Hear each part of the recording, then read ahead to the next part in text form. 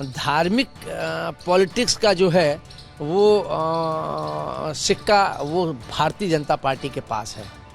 तो ये वो भी समझ रहे थे कि भारतीय जनता पार्टी इसको पूरी तरीके से फिर ये पोलराइज कर देगी, हिंदू मुस्लिम कर देगी।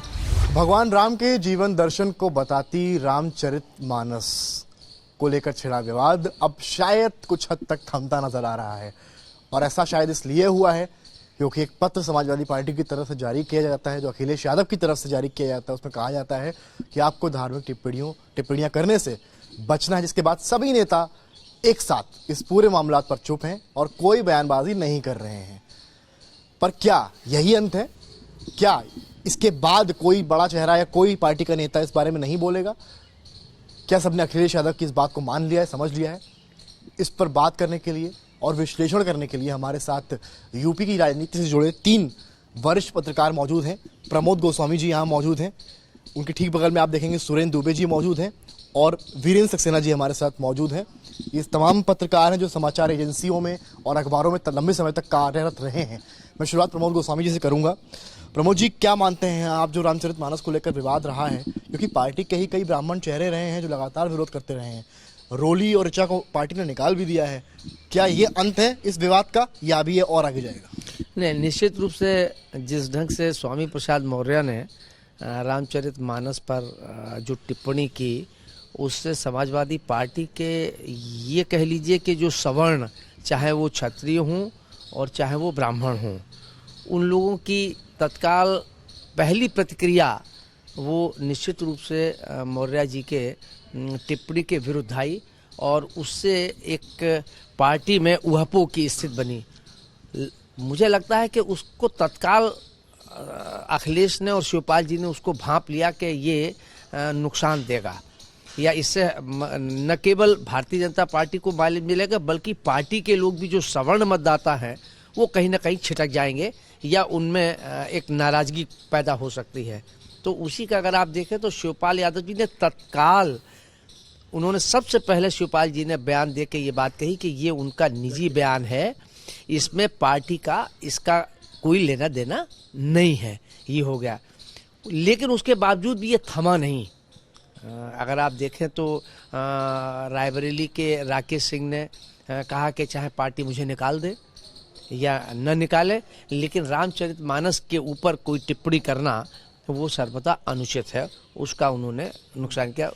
फिर अखिलेश को ये महसूस हुआ, और तब उन्होंने, उसके 2 कारण थे। एक तो ये था कि चूंकि धार्मिक, अगर राजनीतिक रूप से देखें तो धार्मिक पॉलिटिक्स का जो है वो सिक्का वो भारतीय जनता पार्टी के पास है। तो ये वो भी समझ रहे थे कि भारतीय जनता पार्टी इसको पूरी तरीके से फिर ये पोलराइज कर देगी, हिंदू मुस्लिम कर देगी, और समाजवादी पार्टी के साथ मुस्लिमों का टैग लगा हुआ है।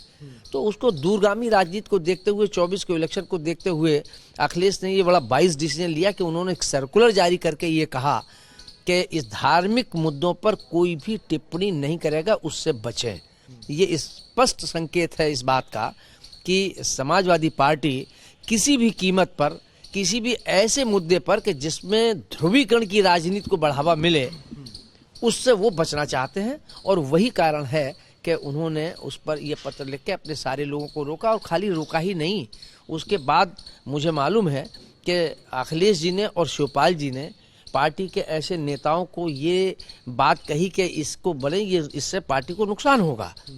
मुझे लगता है कि अब इस पर कोई विवाद नहीं होगा, या और इसके बाद ऋचा को और रोली को जो बयान आए उस पर उन्होंने निकाल के अपने पार्टी के नेताओं को, कार्यकर्ताओं को ये भी अपरोक्ष संदेश देने की कोशिश करी कि अब अगर पार्टी के लाइन से हटे तो फिर हम पार्टी पर एक्शन लेने के लिए तैयार रहेगी, ये एक संदेश देने की कोशिश की है। सुरेंद्र जी से मैं सवाल लूंगा। सर, ये जो लाइन अखिलेश ले रहे हैं या पार्टी ले रही है, तो अगर यही लाइन लेनी थी तो अखिलेश ने फिर इस तरह के बयान क्यों दिए कि मैं सदन में सीएम से पूछूंगा कि ये दोहा जो है, चौपाई है, ये दोहरा कर दिखाइए। अगर वो ये बयान शायद ना देते तो क्लियर कट एक इमेज उनकी रहती कि भाई अखिलेश ने नहीं बोला। पर अखिलेश ने जब ये बयान दिया कि हम तो सीएम से कहेंगे सदन में बोलें, तो ये बोलकर तो कहीं ना कहीं ऐसा लगता है कि अखिलेश यादव एक ऐसी स्टेट ऑफ कंफ्यूजन में है कि उनको पता नहीं कि इधर जाएं या उधर जाएं। शिवपाल यादव का तो क्लियर समझ में आता है, उन्होंने कहा कि व्यक्तिगत बयान है, पर अखिलेश की जो पोजीशन है वो समझ में नहीं आती।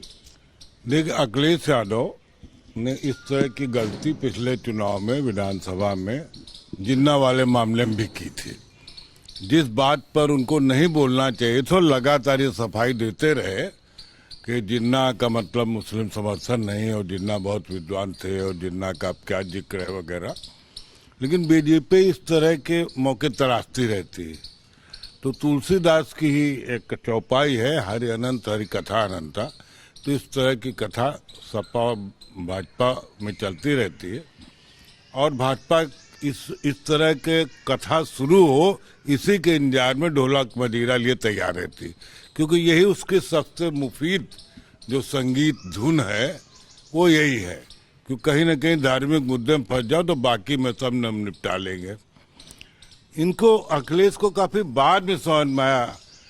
स्वामी प्रसाद मौर्य तो समझाते रहो ना कि दलित और बैकवर्ड, जबकि स्वामी प्रसाद मौर्य दलित समुदाय के कोई बहुत बड़े नेता नहीं है, वो खुद चुनाव हार गए। उनको ऐसा लगता है? उनको ऐसा लगता है। दूसरे जो अपने मौर्य जी वो भी चुनाव हारे, तो मंत्री है, मुख्यमंत्री है। इसका मतलब ये दोनों जो हैं बड़े दलित नेता नहीं है, जबकि मौर्य की संख्या बहुत है। लेकिन अकेले मौर्य के बल पर और आप अपना चुनाव नहीं जीत पाए। और मौर्य भी हैं, केशव देव मौर्य कहते हैं हम बड़े नेता। सर उनको कोई पूछता ही नहीं बिल्कुल। ये 3 मौर्य हो गए ना, तो अगर ये 3 मौर्य का अपने और मौर्य की संख्या बहुत है, बाकी और दलित भी, क्योंकि उस दलित वोट बैंक पर बीजेपी ने काफी सेन लगा रखी। बीजेपी ने जो नई सोशल इंजीनियरिंग की उसमें उन्होंने जो बैकवर्ड था उसमें से एमबीसी अलग किया, तो उनको मालूम कि यादव नहीं आएगा हमारे साथ। और दलितों में अति दलित और पिछड़ों में अति पिछड़ा एक नया कॉम्बिनेशन बनाया। बाकी ब्राह्मण ठाकुर उनको लगता है मिलेगा ही। ब्राह्मण ठाकुर के पास कोई विकल्प नहीं है, वो कहाँ जाएगा। तो ये लेकिन बाद में ये समझ में आया इनको, अखिलेश को, कि इससे नुकसान ज्यादा है। क्योंकि आप जब कहेंगे रामचंद्र जी की बात हो रही है, ठीक, भगवान रामचंद्र हमारी पॉलिटिक्स के सबसे लेटेस्ट पोस्टर बॉय हैं। अगर आप उनके खिलाफ कोई आंदोलन राम तो बाबरी के समय से पोस्टर बॉय हैं। हाँ, पोस्टर बॉय हैं, तो आप उनको इग्नोर करके चुनाव जीतना चाहें तो नहीं जीत पाएंगे। और इसी की खा रही बीजेपी, बाकी कहीं कुछ नहीं। विकास सारी सरकारें करती, अल्टीमेट वोट जो है 5% 7% का जिस पर जीत होती है वो इसी का होता है। दिनेश सिन्हा जी मौजूद हैं। क्या लगता है जो मंडल कमंडल की राजनीति एक समय पर थी, क्या आज के दौर में वो हो सकती है? जो मुलायम कांशीराम का बना था एक सिनेरियो, क्या वो आपको लगता है अब बन सकता है? और क्या उस तरह के नेता बचे हैं? और क्या बीजेपी को भी डर कहीं ना कहीं था बैक एंड पे कि अगर कहीं ये पॉलिटिक्स चल गई इनकी, दलितों को पिछड़ों को अलग करने वाली, हिंदू अगर टूट गया तो इनको नुकसान होगा? देखिए, मैं पहले भी बात कर चुका हूँ इस पर, और मैंने बताया कि जो अखिलेश यादव हैं, समाजवादी पार्टी की पॉलिटिक्स जो है वो मुस्लिम और यादव पे है। तो बड़ी मंथन करके इन्होंने शायद ये सोचा होगा, जो मेरी सोच है, कि अगर हम दलित को अपने पास मिला लें तो हमारा जो है पार्टी बहुत मजबूत हो जाएगी, आगामी चुनाव में हम जो है अच्छा परफॉर्म कर सकेंगे। बहुत सोच समझ के इन्होंने जो है एक इशारा करके स्वामी प्रसाद मौर्य को कहा कि तुम ये जो है इसको उछाल दो। जब इसको उछाला इन्होंने तो उसमें देखा कि रिएक्शन इनके पास जो है उल्टा हो गया। ये सोचते थे कि हमको दलित हमारे पास आएंगे और ये जो है हमको फ़ायदा होगा, लेकिन उसका रिएक्शन उल्टा हो गया। और जो सवर्ण पार्टी के लोग थे वो भले ही अभी बहुत मुखर ना हुआ हूँ, लेकिन वो मन ही मन जो है इसके खिलाफ हैं। और अगर अभी स्वामी प्रसाद मौर्य जैसे बोले हैं 2 लोग निकाले गए हैं लेकिन लोगों ने कुछ कहा नहीं है, लेकिन अगर स्वामी प्रसाद मौर्य इसको और आगे बढ़ाएंगे तो निश्चित रूप में समाजवादी पार्टी में एक विघटन भी हो सकता है। और ये तो एक मैसेज ये भी जाता है ना कि जिनको निकाला है वो तो सपोर्ट में बोल रहे थे, तो एक मैसेज तो वो भी चला जाएगा कि जिनको निकाला है वो रामचरितमानस की दोहे के सपोर्ट में बोल रहे हैं। हाँ, तो उनको निकाला है ना, तो उनको निकाला है। अभी तो इन्होंने जज्ब किया चीज़ों को, लेकिन ये कि अगर स्वामी प्रसाद मौर्य आगे इस पे मुखर रहे तो ये हो सकता है पार्टी के जो सवर्ण वोट हैं और सवर्ण लोग हैं वो जो हैं वो मुखर हो जाएं, और फिर इनको जो है अखिलेश यादव को स्थिति संभालना मुश्किल हो जाएगी। प्रमोद गोस्वामी जी से बात करूंगा मैं। आपको नहीं लगता है कि इस वक्त लोकसभा चुनाव आ रहा है, राम मंदिर बनेगा, राम मंदिर जिस दिन बनेगा एक वोट बैंक ये उठ के बीजेपी में ये शिफ्ट हो जाएगा? सबको पता है प्रधानमंत्री आएंगे और बीजेपी इसको बहुत बड़ा इवेंट बनाएगी। तो अब अखिलेश को या विपक्षी दल जो है समाजवादी पार्टी, उनको ये लग रहा है कि भाई राम मंदिर बनाम रामचरितमानस कर दिया जाए। नहीं, बात तो वही हो जाएगी। हालांकि ये उनकी बड़ी भूल है। मैं समझता हूँ कि उनकी राजनीति परेशानी केवल एक चौपाई से नहीं है, अभी उन्होंने कई और चौपाइयां निकाल दी हैं। अभी उस दिन पोस्टर एक लगा है, कुम्हारों को लेकर भी उन्होंने निकाल दिया है। नहीं, अभी उसी में रूबिका ने, एक एंकर है एक न्यूज़ चैनल की, उसने वहाँ रखी उन आयतों को, बोले इस पर भी कमेंट कीजिए, ये भी इसके खिलाफ है। उसके बाद मौर्य जी जो हैं वो वहाँ से पिंड छुड़ा के भागे। तो ये विशुद्ध रूप से न चौपाई में मुझे लगता है कि कहीं कोई खामी है, और ना ही किसी में, सिर्फ वोट की पॉलिटिक्स और उत्तर प्रदेश की राजनीति जातिगत समीकरणों के आधार पर पूरी तरीके से कबीलाई राजनीति बन चुकी है। तो जो कबीले हैं, यहाँ के जातिगत कबीले हैं, उन कबीलों को साधने की सारे राजनीतिक दल कोशिश कर रहे हैं। एक सबसे बड़ी बात, दलित की जो ये चौपाई का उल्लेख या जो एक चर्चा का विषय बना हुआ है, इधर अगर आप देखें तो मायावती कमजोर हुई हैं। मायावती का वो दलित वोट बैंक के लिए भारतीय जनता पार्टी भी पूरी शिद्दत से लगी हुई है कि हम उस वोट बैंक को जो मायावती से जुड़ा हुआ था उसको यूपी चुनाव में कुछ हद तक लिया भी। वही मैंने कहा ना कि वहीं से ये ट्रेंड शुरू हुआ कि वहां से जो शिफ्ट हुआ थोड़ा सा, और जो मायावती को झटका लगा, तो राजनीतिक दलों को लगा कि इस वोट बैंक को अगर हम ले लेंगे तो हम बीजेपी का काम तमाम कर देंगे। तो मुस्लिम बैकवर्ड, यादव और अन्य बैकवर्ड और दलित अगर ये ले लेंगे तो एक समीकरण बनाने की, जातिगत समीकरण बनाने की कोशिश की गई। लेकिन सवाल ये है कि जो अभी जैसा कि सुरेंद्र जी ने कहा कि राम जो हैं वो भारतीय जनता पार्टी के बॉय, पोस्टर बॉय हैं, तो वो उनसे अगर आपने जरा सी छेड़छाड़ करी तो फिर आपको ही नुकसान होगा, क्योंकि उसका उन्होंने पेटेंट सिर्फ भारतीय जनता पार्टी ने ले रखा है। तो इसलिए ये उनकी रणनीतिक राजनीतिक चूक रही है कि चौपाई के माध्यम से इनको दलितों को अपनी तरफ करने की कोशिश की गई है, जो मुझे लगता है। तो विपक्ष करे तो करे क्या? ऐसे में भाई राम हो गए पोस्टर बॉय, रामचरितमानस उनका ग्रंथ हो गया, अगर आप चुनाव के लिहाज से देखेंगे, MY बचा खाली उनके पास, तो ऐसे में वो राजनीति करें किस पर? नहीं, राजनीति करें, देखिए राजनीति मुद्दों पर भी होती है। आप जो है अपना एक जो बनाते हैं घोषणा पत्र, आप कुछ ऐसे मुद्दे तो दे जनता को कि देखो हम आएंगे तो ये करेंगे, लेकिन ऐसा तो कोई करता नहीं। तो पेंशन वाला भी दिया, उनका मानना है कि जो है हमारी सरकार अब भी नहीं बनी। हाँ, लेकिन कोई मुद्दे सॉलिड आप बना के नहीं देते।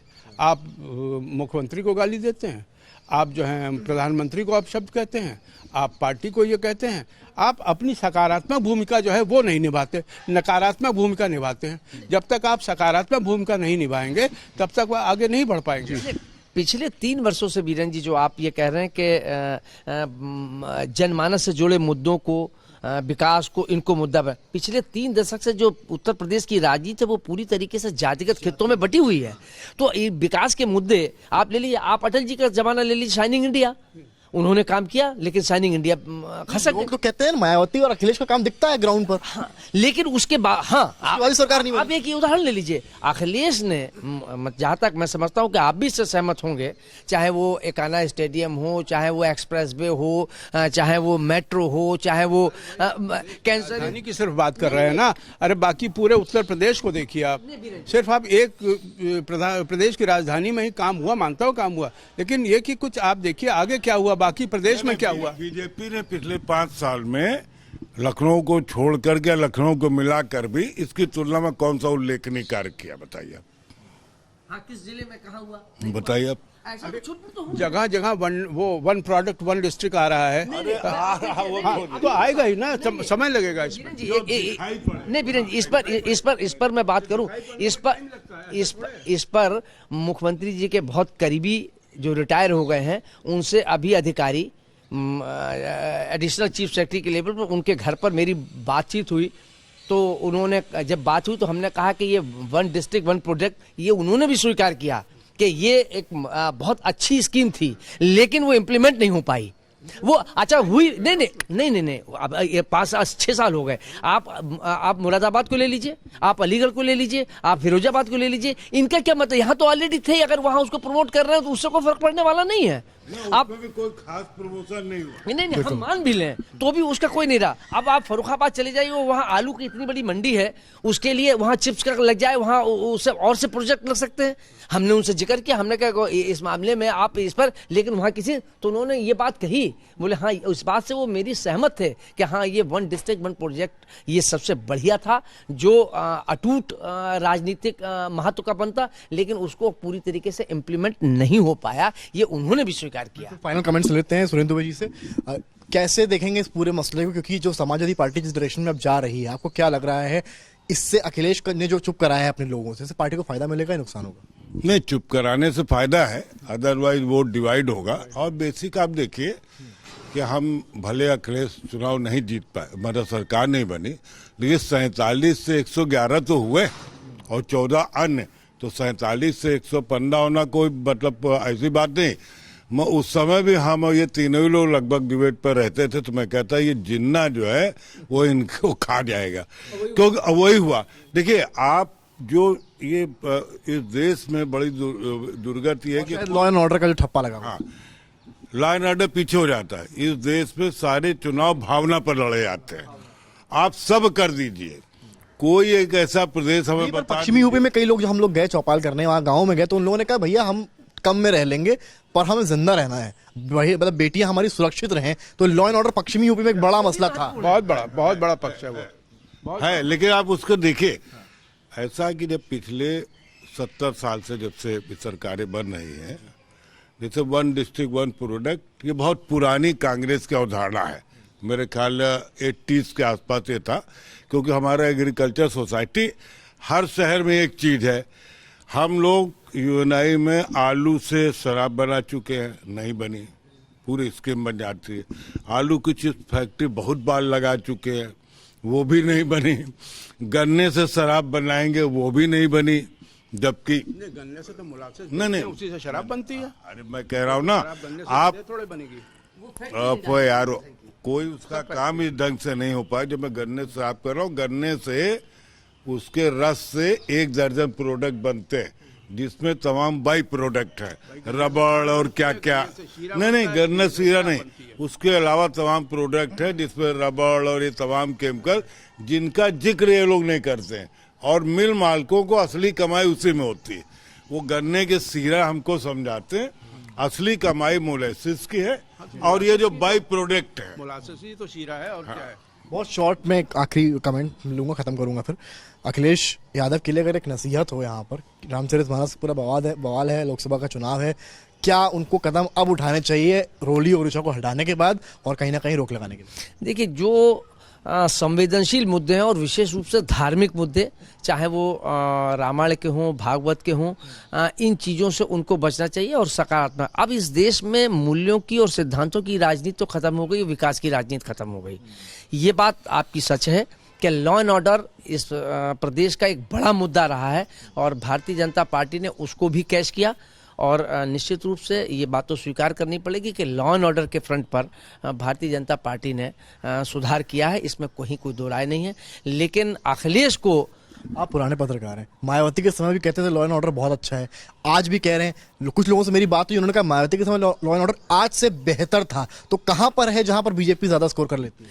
नहीं, देख, भारतीय जनता पार्टी एक तो इमोशनली ब्लैकमेल करती है, मतलब इमोशंस से खेलती है, और रिलीजियस ब्लैकमेलिंग कर लीजिए कि वो जनता को समझाने में सफल होती है। और इस प्रदेश की और इस देश की जनता बड़ी इमोशनली जल्दी से हर्ट होती है, और जल्दी से, तब जब मुद्दे धार्मिक हों। तो आप समझ सकते हैं यहाँ पर जो वरिष्ठ पत्रकार हैं यूपी के, वो भी ये मानते हैं कि धार्मिक मुद्दों की जब बात आएगी तो जो भी पार्टी के साथ रहेगी वो आगे ही आपको नजर आएगी, फिर चाहे वो बीजेपी हो या कोई और। फिलहाल बीजेपी इस मामलों में आगे आपको नजर आती है। फिलहाल अखिलेश यादव के लिए नसीहतें यही है कि फिलहाल जो धार्मिक मुद्दे हैं उनसे खुद को अलग रखें, और जब तमाम बयान जैसे कि जिन्ना हो गया या तमाम अन्य बयान हो गए, लोकसभा चुनाव नजदीक, इस तरह के बयानों से बचना भी फिलहाल जरूरी नजर आता है। कैमरामैन संदीप दुबे के साथ समर्थ श्रीवास्तव, लखनऊ, यूपी तक।